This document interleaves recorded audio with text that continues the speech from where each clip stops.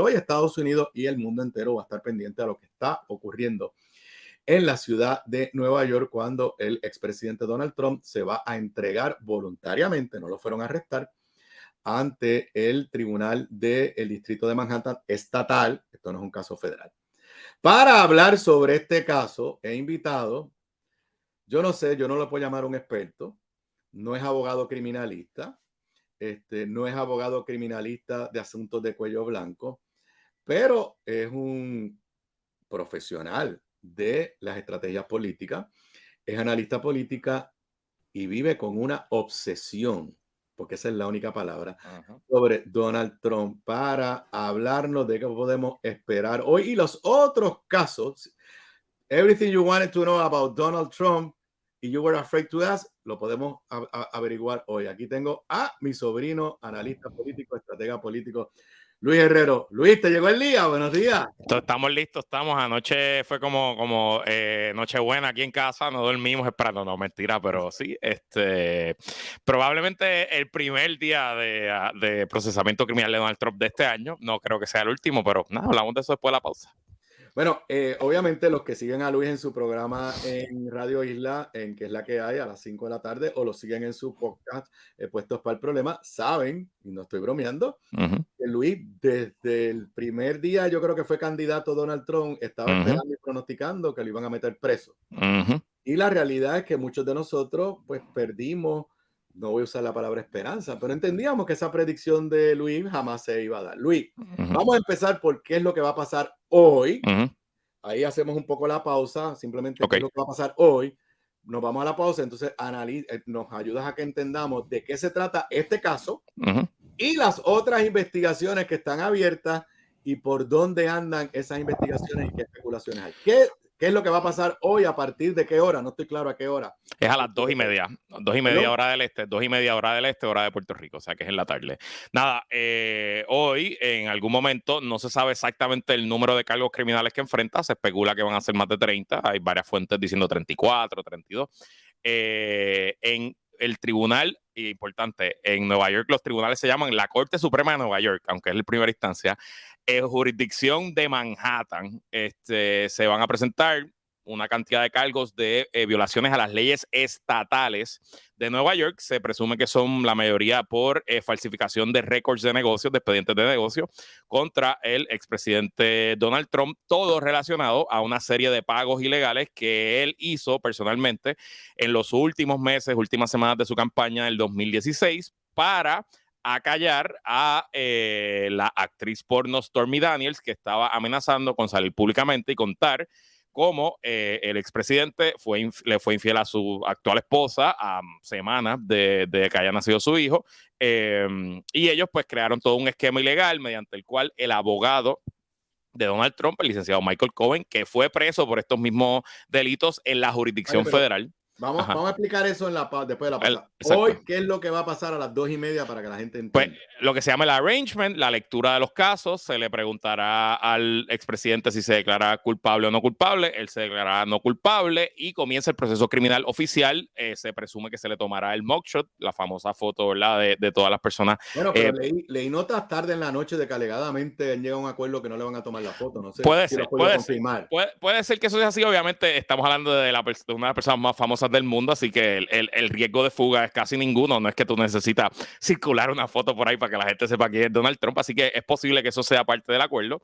Me da un poquito de pena porque yo ese mugshot me hubiera comprado una t-shirt o una gorra, sin duda. Yo lo hubiera usado. Y comienza oficialmente el proceso criminal dentro de la jurisdicción de Manhattan. Importante aquí que, como suele ocurrir en Estados Unidos, en casi todas las jurisdicciones, los fiscales son oficiales electos. Y parte del drama en todo este asunto es que esta investigación, que data del 2017, el fiscal original que la llevó desistió de presentar cargos criminales en algún momento en el 2020. Al desistir de presentar los cargos criminales provocó renuncias en la oficina. 2 de los fiscales de carrera de la oficina del distrito de Manhattan renunciaron en protesta. Y el nuevo fiscal que salió electo en el 2020 y entra a juramenta en el 2021 revivió la investigación en algún momento en el verano pasado. Por eso le dicen este es el caso zombie, porque este era un caso que se pensaba que ya había muerto, que nadie estaba pensando en esto. Estábamos pensando en las otras investigaciones que están activas exclusiva que presumo que hablaremos de eso más adelante, pero en algún momento en el verano pasado se reactivó el gran jurado, regresó Michael Cohen a testificar al gran jurado, se habla de que ha ido más de 8 veces al gran jurado, regresó Stormy Daniels, regresó un señor de apellido Pecker, que era el dueño es el dueño del National Enquirer, porque recuerda que aquí el esquema ilegal que se hizo es lo que en el mundo de las relaciones públicas se llama un catch and kill, que fue que el National Enquirer le compró la historia, los derechos de la historia a Stormy Daniels para meterlos en una gaveta y que nunca salieran públicos. No se los compró para usarlos como reportaje, sino catch and kill, los metió en la gaveta. Y entonces Michael Cohen le paga al National Enquirer como si fuera unos gastos legales, pero al final del día el National Enquirer usa ese dinero para pagarle a Stormy Daniels y Donald Trump le paga a Michael Cohen lo que él pagó. Y entonces básicamente pues falsifican todo ese tracto de transacciones comerciales, transacciones de negocios. Vamos a los detalles cuando volvamos de la pausa, pero el otro dato importante es que hoy, más allá de lo que tú estás especulando, se va a hacer público.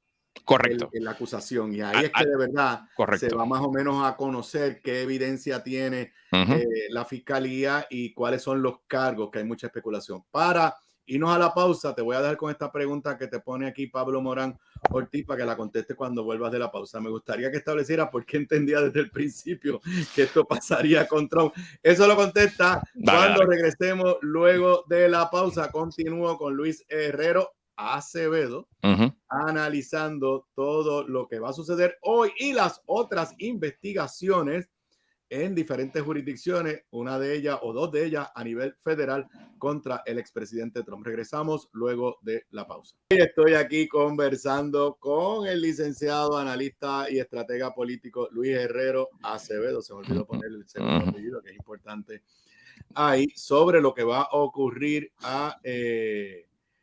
hoy en la ciudad de Nueva York, en Manhattan, para ser más preciso. Ok, y viste, Luis, que la gente en las redes sociales ya están empezando a hacer bastantes preguntas. Vamos otra vez donde lo dejamos. Hoy él va a las 2:30 de la tarde, le leen los cargos, le pregunta al juez, usted se declara, que usted se declara, él se va a declarar not guilty. Como te dije, anoche habían reportajes de que no lo van a esposar. Quiero que sepan que en Estados Unidos te esposan a veces hasta por cualquier cosa. Correcto. Que no lo van a esposar. Yo creo que nunca eso estuvo sobre la mesa, pero lo más interesante es que aparentemente no le van a tomar la foto esa del mock shot. Pero todo eso lo sabremos a las 2:30. Tengo entendido, Luis, que van a permitirle a 5 fotoperiodistas estar en la sala. Sí, y una cámara en el pasillo de video y that's it. Pero no se va a transmitir en vivo. No se va a transmitir en vivo, correcto. En otras jurisdicciones. Correcto. Ok, vamos a lo que sabemos hoy a las 2:30.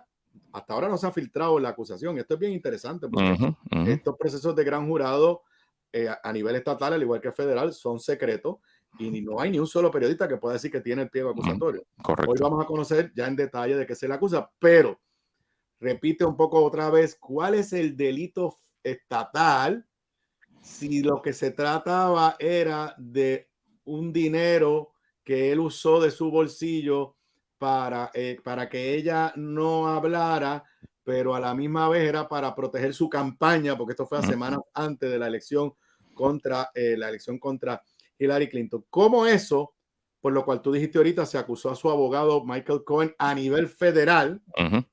¿Cómo es que eso se convierte en un delito estatal? Antes de contestar tu pregunta, la pregunta del podcast escucha que nos hizo antes de la pausa de cómo yo sabía que Donald Trump iba a ir preso tarde o temprano. Donald Trump toda su vida ha sido lo que se conoce un conman, ¿verdad? Una persona que va de esquema en esquema,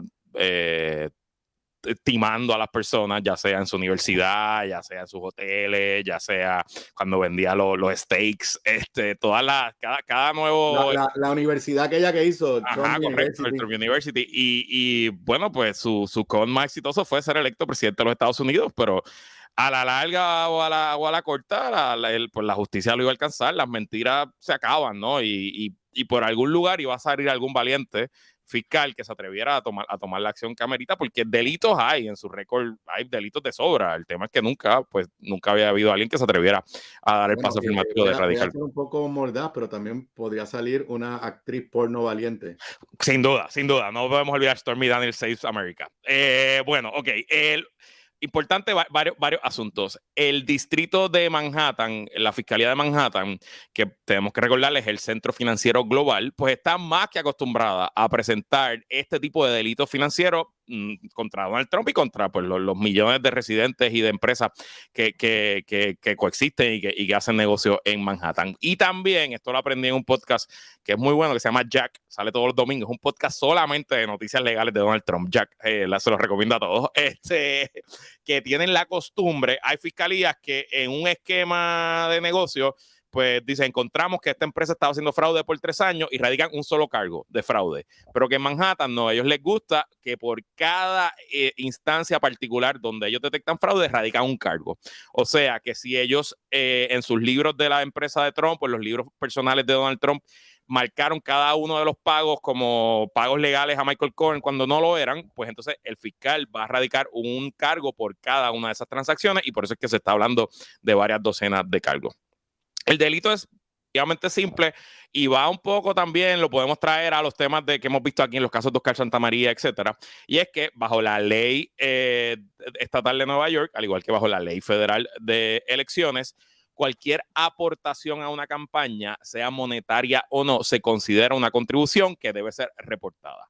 En el caso aquí, Stormy Daniels le está haciendo una contribución a la campaña de Donald Trump porque al no destapar el escándalo, pues ella está salvando esa campaña y está recibiendo a compensación $160,000. Si Donald Trump hubiera tenido los pantalones de poner eso en su reporte, probablemente no estaríamos hablando de esto hoy, no hubiera ningún delito, hubiera tenido que correr el escándalo, claro que sí, pero en cierto sentido el delito es el encubrir y lavar esos pagos a través del National Enquirer y a través de pagos legales a su abogado. Y de hecho su abogado va preso en la jurisdicción federal. Quien lo investiga es el Southern District of New York, que es la fiscalía federal más prestigiosa, la que más recursos tiene, la más importante. Eso fue en el 2018, si no me equivoco, que él va preso. De hecho, él sale antes de la cárcel por el COVID, porque se impuso un programa de que presos no peligrosos, etcétera, salieran antes. Pero él, si no me equivoco, lo sentenciaron a más de 3 años de cárcel. Y esa misma Fiscalía Federal investigó a Donald Trump y desistió de presentar cargos. Ellos decidieron no presentar cargos a nivel federal. Así que también es un poco... Pero, sí, pero ahí hay que aclarar que en ese momento él era presidente. Correcto. Y hay una norma que no sale de la Constitución, pero que se Correcto. da por aceptada, de que un presidente en funciones no puede ser acusado. Correcto. Y para el récord hay que decir que en la acusación contra Cohen, el indictment mencionaba a funcionario A, o como ellos hacen, exacto, que básicamente dice que funcionario A, que era Trump, fue parte de la conspiración. Lo que pasa es que no lo acusaron porque era presidente. La gran interrogante es por qué no le empezaron a investigar el 21 de enero del 2021, una vez dejó de ser presidente. Esa pues nunca se ha contestado. Correcto. Y también otro contexto importante, esta investigación comienza como un referido del fiscal especial Mueller. ¿Se acuerdan del fiscal especial Mueller que estaba mirando lo de Rusia? Pues cuando él empieza a ver todos los récords, etcétera, encuentra esto y refiere, porque eso se salía de lo que era su jurisdicción y lo que era su mandato como fiscal especial. O sea que al final del día, la génesis de todo este asunto es esa investigación que arrancó en 2017. Ok, antes de pasar a las otras investigaciones, número 1, ¿qué se comenta en ese mundo que tú frecuentas cibernéticamente en términos de qué puede pasar hoy desde el punto de vista de manifestaciones? Eso es una. Y 2, ¿cuál ha sido el efecto político para Trump en la primera semana, 2 semanas, desde que ya se daba por hecho que lo iban a acusar? Ok, arranco con la segunda. A corto plazo, esto es positivo para Donald Trump, sobre todo en el contexto de su primaria republicana. Y ya estamos viendo distintos asuntos. Primero, levantó $5 millones en las primeras 48 horas tras el anuncio de que lo iban a arrestar, o sea, el viernes y el sábado. Su campaña le dijo a Axios.com que de esos 5 millones, el 25% de los donantes fueron first-time donors, la primera vez que le hacían una aportación a Donald Trump, y eso es significativo. Las acciones de su compañía de red social, ustedes quizás no lo sepan, él tiene una red social que se llama Truth Social. Esas acciones del jueves para acá han aumentado 18%, si no me equivoco. Él es dueño de la empresa, así que eso le está beneficiando directamente de su bolsillo.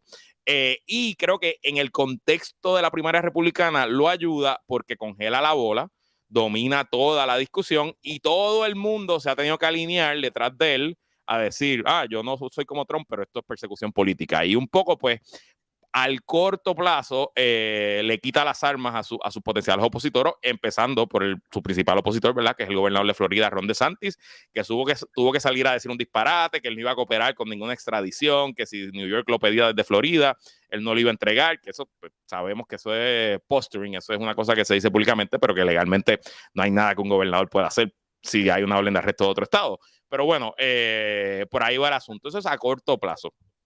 A largo plazo, yo no creo que esto sea positivo para el presidente. Le pudiera ganar la nominación republicana, pero ya varias encuestas, obviamente encuestas iniciales, pero ya más del 60% de la población americana ve las acusaciones como justas. Más del 60% de la población norteamericana piensa que Donald Trump es una distracción masiva, que es una persona que tenerlo de nuevo en la presidencia lo único que traería es toda la toxicidad y todos los escándalos y lo que él carga, ¿verdad? Con sí mismo. Y yo siento que la gente está bastante harta del asunto, ¿verdad? Tú me presentaste como obsesionado, pero te confieso que yo ya de Donald Trump casi no hablaba. Obviamente ahora pues con estas noticias lo estoy haciendo. Y un poco también pues nos harta porque es un tipo que no compone mucho y que no aporta nada, que su narcisismo ya está a flor de piel, que está degenerando cada vez más, que cada día se ve más desesperado y pues a largo plazo yo creo que sigue, que es terrible políticamente para él y al final del día la persona más contenta hoy se debería llamar Joe Biden. Yo presumo que la oficina política de la Casa Blanca, ellos tienen velas prendidas pidiendo una revancha Biden-Trump 2024, porque eso le neutraliza muchos de los argumentos de la edad de Biden. Bueno, pues Donald Trump es 3 años más joven que Biden. No es que estamos hablando de que Donald Trump es 30 años más joven que Biden, como lo sería Ron DeSantis.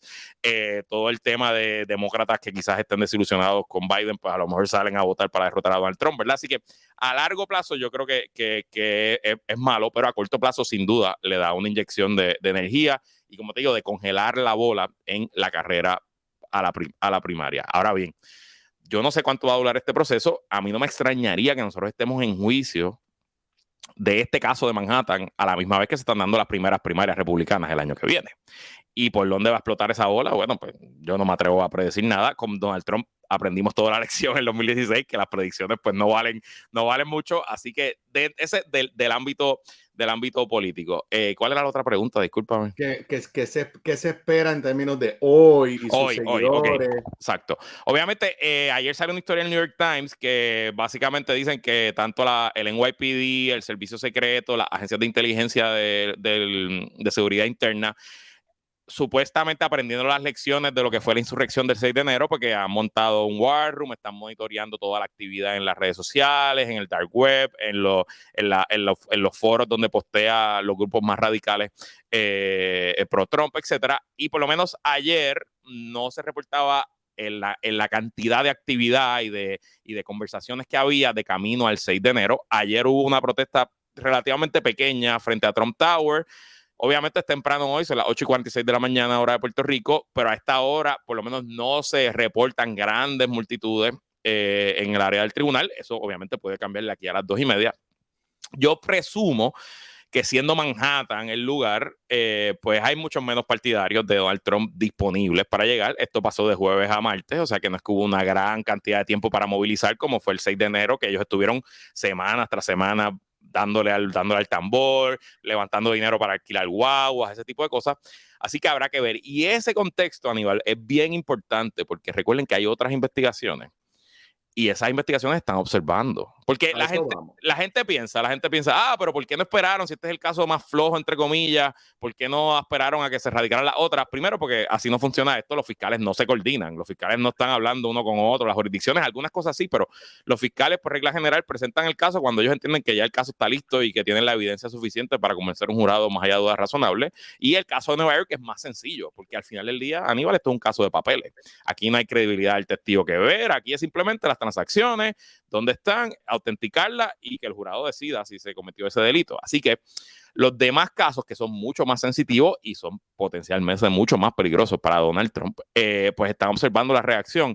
Y si hoy le radican 30 y pico de cargos y no ocurren mayores disturbios, pues yo, si yo fuera el fiscal especial Jack Smith, que estoy viendo los casos complejos, los del 6 de enero, estoy viendo los casos de los documentos confidenciales, me sentiría un poquito más cómodo de presentar una acusación seria contra el presidente, sabiendo que si ya pasó una y no hubo grandes cosas, pues la probabilidad es que pase dos. Y no, sí, Linet es la verdad, no puedo decir nada al respecto. La cabeza nos delata.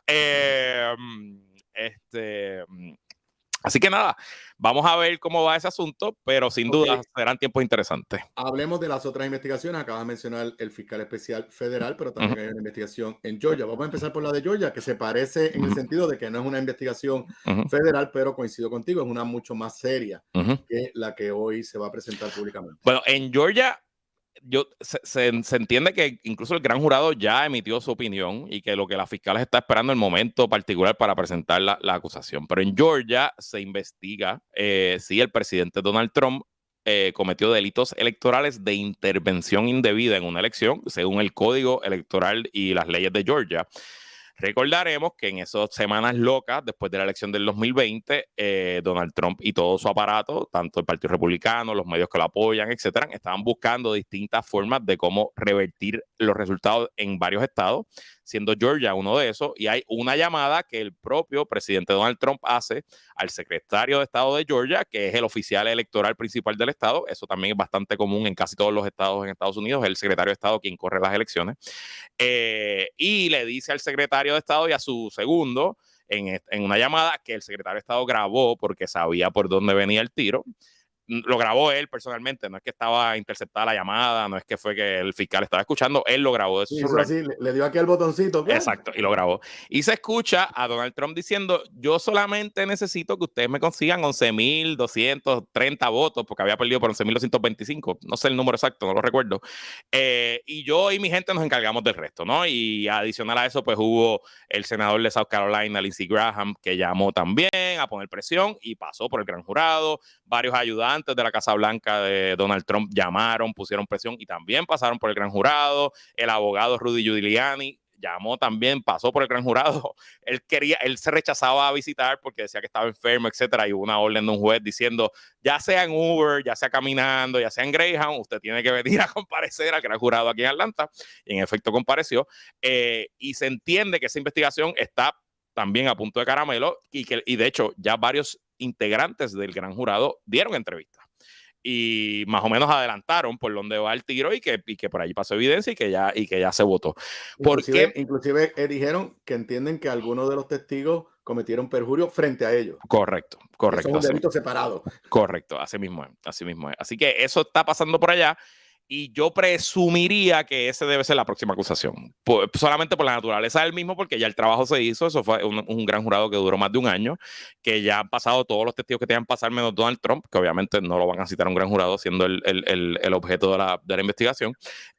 Así que deberíamos esperar algo en las próximas semanas o meses de la jurisdicción de Georgia. Ok, y a nivel federal, entendemos que son 2 investigaciones por el fiscal especial. Ok, hay un fiscal especial designado por el secretario de Justicia Merrick Garland en noviembre. Este fiscal se llama Jack Smith. Es un fiscal de carrera de más de 20 años en el Departamento de Justicia, especializado en lavado de dinero, antiterrorismo. Estaba tan y tan rankeado que era el fiscal de Estados Unidos en el Tribunal Internacional de Justicia en La Haya, en Holanda, hasta los otros días. Y de hecho, esto fue todo parte de Merrick Garland de un viaje oficial a Europa. Se reunió con distintas personas, distintos ministros de justicia, y entre medio se reunió con Jack Smith y le preguntó, mira, tarde o temprano yo voy a tener que nombrar un fiscal especial independiente, un fiscal especial para investigar a Trump, ¿te interesa? Y él aceptó. Desde noviembre lleva trabajando poquito a poco con el caso y él investiga 2 cosas. Primero, ¿qué rol, si alguno, jugó Donald Trump y su Casa Blanca en los preparativos antes, durante y después de la insurrección del 6 de enero? Por ahí, él ha ganado básicamente todas las batallas legales porque él quiere que el vicepresidente Mike Pence testifique. Mike Pence intentó traer un argumento novel, y eso para tu clase de división de poderes, de que según la Constitución de Estados Unidos, él como vicepresidente presidía el Senado, o sea que él presidía el proceso mediante el cual se iba a certificar a Joe Biden ganador ese día del 6 de enero, y como presidente del Senado él tenía inmunidad legislativa y no tenía que ir a testificar, y de hecho ese fue el argumento. Jack Smith se opuso y el juez del Tribunal Federal para el circuito de DC le decidió la semana pasada diciéndole, es verdad, tú eres presidente del Senado, es verdad, a ti te cobija la inmunidad legislativa, pero la inmunidad legislativa no aplica para los delitos que haya podido cometer Donald Trump. Así que vente para acá y siéntate a testificar sobre qué hablaste con Donald Trump, que él te dijo, todas las conversaciones antes del 6 de enero. También ya pasó por allí Mark Meadows, que es el Chief of Staff al 6 de enero y fue el Chief of Staff de los últimos meses de la Casa Blanca de Donald Trump, y quién sabe cuántos más testigos han pasado. Y obviamente, pues, ya ese fiscal heredó toda la evidencia que el FBI y el Departamento de Justicia había levantado. Aníbal, han habido más de 1,000 acusaciones por el 6 de enero, más de 1,000, y las convicciones van como 900 casos. La Fiscalía Federal ha pedido un solo caso de las 1,000 convicciones del 6 de enero, de la gente que entró al Capitolio, de los que protestaron, de los que destruyeron. Han habido acusaciones y convicciones por conspiración sediciosa, que es el delito que acusaban a los macheteros, que acusaban a los nacionalistas puertorriqueños, pero que es un delito bien raro en la historia penal de Estados Unidos y que las veces que se había usado contra hombres blancos, insurrectos, como los que estuvieron el 6 de enero, se caían los casos. Hubo un caso famoso en los 80 de un grupo nacionalista blanco del estado de Oregon que se cayó, que fueron declarados no culpables. Hubo unos casos en los 40 contra simpatizantes nazis de Estados Unidos que se cayeron también esos casos de insurrección, de conspiración sediciosa, y aquí el Departamento de Justicia consiguió convicciones. Así que esa es la parte del 6 de enero. Adicional a eso están pues los famosos documentos confidenciales que aparecieron en Mar-a-Lago, la residencia actual del presidente en la Florida, que fueron encontrados tras un allanamiento que pues, fue una cosa histórica en agosto del año pasado, y ese caso también se lo asignaron a este fiscal especial independiente, y ese caso pues cada día aparece más evidencia de que Donald Trump personalmente estuvo involucrado a la hora de esconder esos documentos. Se sabe que los archivos, esto fue verdad lo que pasó. El presidente en sus últimos días empaquetó sus documentos, los puso en caja, se los llevó a Mar-a-Lago. Cuando el Archivo Nacional está haciendo inventario de los documentos de la Casa Blanca de Donald Trump, ellos dicen, espérate, aquí faltan demasiadas cosas. Faltan más de 200 documentos particulares, algunos confidenciales, otros documentos normales, pero que por ley tienen que ir al Archivo Nacional. Hacen un inventario, le mandan una carta a Donald Trump, los abogados de Donald Trump contestan la carta, le mandan algunos documentos. El Archivo Nacional dice, todavía falta demasiado, hacen un supina. Importante, el Archivo Nacional tiene policía, tiene inspectores generales, tiene fuerzas de ley, al igual que si fuera otra entidad, y le hacen un supina, que es un requerimiento oficial de información. Entonces, ese supina, ellos lo contestan, añaden información, y el abogado de Donald Trump en ese momento firma el papel diciendo, hicimos toda la búsqueda de la mejor buena fe nuestra, esto es todo lo que hay. Entonces el Archivo Nacional ya ahí lo refiere al FBI, se empiezan a levantar evidencia, y el FBI rapidito encuentra evidencia de staff de Mar-a-Lago que contradice lo que dijeron los abogados de Donald Trump en su comunicación, y ahí es que ellos van a donde un juez y piden la autorización para hacer un allanamiento, y pasa todo lo que pasa. Lo que nos hemos enterado en estos últimos días es que hay un testimonio de un ayudante, vamos a decir como un page, un body person, un ayudante directo del presidente, pero que se encarga de cosas rutinarias, no es que es un ayudante de política pública, que se encarga pues del manejo del día a día del presidente. Es el que lo acompaña a todo, el que se asegura que si él va para una reunión tenga los papeles que tiene que tener, el que cuando se acaba una reunión recoge los papeles y el presidente le dice, vete y archiva eso allí. Correcto. Pues esa es una persona de confianza, pero no es que es una persona que hace política pública. Correcto. Entonces, esa persona fue al gran jurado, dijo unas cosas, pero después, cuando los federales tuvieron acceso a las cámaras de seguridad de Mar-a-Lago, se ve a esa misma persona moviendo cajas de un lado a otro, las cajas que es donde se especula que están esos documentos. Así que regresó al gran jurado y tuvo que admitir que mintió, etcétera, y ya ahí los federales tienen el primer tracto. Y lo que reportó el Washington Post durante la semana es que también hay evidencia directa de que antes de que se le enviara al Archivo General la información de ese supina, recuerden, primero fue carta, después supina, después allanamiento. Pues ese supina con información que los abogados de Trump firmaron, hay evidencia aparentemente de que el propio Donald Trump miró las cajas y fue documento por documento y dijo, no, este no. No, este y para no. que entiendan, eso lo que quiere decir es que se estaba investigando un primer delito. ¿Cuál es el primer delito? Se llevó información que no se podía llevar. Pero ahora parece ser que además de eso hay otro que es mucho más serio, que es una vez tú sabes que hay una investigación ocultas información. Eso es obstrucción a la justicia. Que eso es obstrucción a la justicia. Uh-huh. Para que sepan, en la mayoría de muchos de este tipo de casos, por ahí es que cae la gente. Uh-huh. O sea, la gente, a veces, el delito original no hay evidencia para probarlo, pero se ponen a traquetear con la evidencia y al hacer eso le mienten a un gran jurado, le mienten a un agente del FBI, obstruyen a la justicia y entonces se configuran otros delitos. Y ¿alguien tiene idea del timetable de estas otras dos investigaciones? Realmente no hay idea. Él no tiene un término fijo. Él puede operar hasta que él entienda. Lo que se sabe es que va a las millas. Él va muy, muy rápido y está siendo muy, muy, como se dice en inglés, thorough y agresivo. Y te voy a dar un ejemplo de algo que pasó hace 2 semanas, que es un hito en el derecho penal, procedimiento criminal federal, porque es algo muy, muy raro. Y es que el fiscal Jack Smith citó al gran jurado, al abogado de Donald Trump, que firmó la carta esta diciendo hemos visto todo.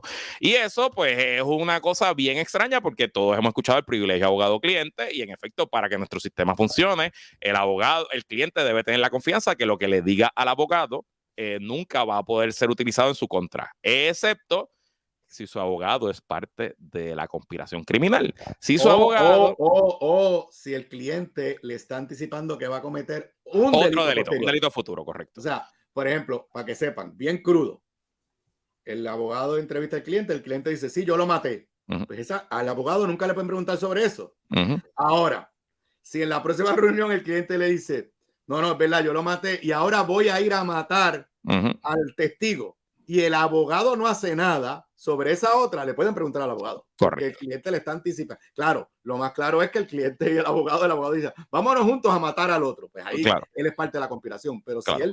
si la información que él recibió es sobre por ejemplo, si Donald Trump le dijo, olvídate que yo voy a esconder estos documentos, pues ya ahí esa parte de la conversación no está privilegiada. Correcto. Y usualmente las veces que un fiscal va contra el abogado de defensa son casos de mafia. Porque, sí. ¿verdad? Porque los abogados pues, son parte del proceso de la mafia, de lavar el dinero, etcétera. Aquí no, aquí estamos hablando de un caso de papeles, de documentos del gobierno. Entonces, el abogado Corcoran, es su apellido, impugnó el subpoena a nivel de distrito en Washington DC, porque ese es el tribunal donde se está viendo la investigación, y perdió a nivel de distrito, apeló al circuito de Washington DC, que es el tribunal apelativo más importante de los Estados Unidos, de donde salen la mayoría de los jueces del Supremo y la mayoría de las controversias más noveles e interesantes que llegan al Supremo. Y en cuestión de récord, yo no sé si tú viste esto, Aníbal, que el tribunal de apelaciones puso un calendario súper agresivo, le dijo a Trump, tienes hasta la medianoche para contestar, y le dijo al gobierno, tienes hasta las 6 de la mañana del día después para replicar, y en un día decidieron. Y hace 2 viernes, si no me equivoco, el licenciado Corcoran testificó ante el gran jurado sobre los temas que le tocará testificar. No sabemos si invocó la quinta enmienda, no se sabe nada de lo que pasó allá. Correcto. Y obviamente yo presumo que una vez Mike Pence pase por el gran jurado, debemos entonces estar ya cerca de del final de la parte investigativa, porque después de Mike Pence, ¿a quién más tú puedes traer? ¿No? O sea, no existe otra persona encima del vicepresidente que pudiera fungir como testigo. Y recuerda también algo del caso del 6 de enero de la insurrección. Hay unos delitos en el Código Penal Federal que son obstrucción a un procedimiento oficial. Y lo que estaba pasando en el Congreso ese día era un procedimiento oficial, que era la certificación del colegio electoral y del nuevo presidente. Y pues se puede acusar a cualquier persona de conspirar para obstruir un proceso federal. O sea, que suenan delitos, suenan medio zánganos, ¿verdad? No suena como una conspiración internacional donde Vladimir Putin le estaba dando dinero a Donald Trump, pero pues delitos son delitos. Y si los elementos están ahí y si el fiscal tiene la prueba, pues no veo otra salida que sea radicarle los cargos. Bueno, pues a las 2:30 comienza este nuevo capítulo de lo que tú estabas esperando. Me imagino que ya tienes popcorn. Sí, tengo popcorn. Quieran escuchar hoy a las 5 de la tarde, presumo que en tu programa en Radio Isla vas a tener pues la última información. Así que usted vuelva a ver el programa de ahora por la mañana y luego por la tarde va a recibir la última información en qué es la que hay por Radio Isla. Así es. Bueno, pues nada. Gracias, Aníbal.